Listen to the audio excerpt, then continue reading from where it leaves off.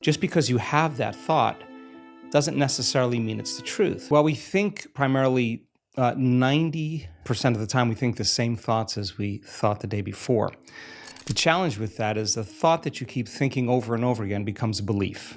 And nerve cells that fire together wire together. So the more nerve cells fire, the more they develop long-term relationships and the more hardwired they become.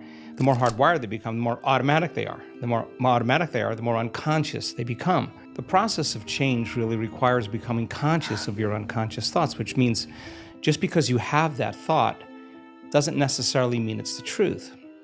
If you have that thought and you accept it, you believe it, you surrender to it without analyzing it, that thought will lead to the same choice, which will lead to the same behavior, which will create the same experience, which then will produce the same emotion. The same emotions then drive our very same thoughts. In time, our biology, our neurocircuitry, our neurochemistry, our hormones, and even our gene expression stays the same because we're the same.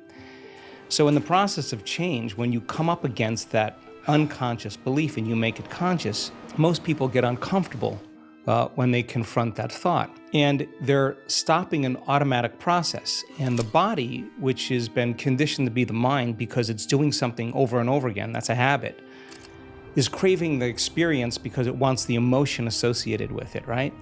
So the thought of being unworthy produces the feeling of being unworthy. That feeling then, when the person feels unworthy, tends to cause the person to think more unworthy thoughts.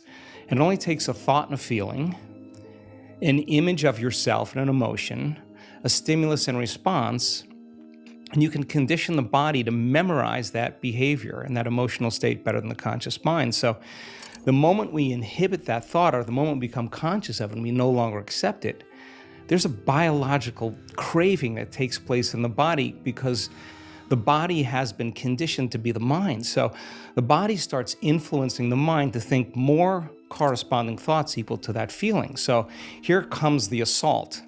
Then you're not only unworthy, you're everything else that goes along with that feeling. And this is where people have to make up their mind if they truly want to change. Because if you decide to confront that thought and make a different choice, get ready because you're going to feel uncomfortable.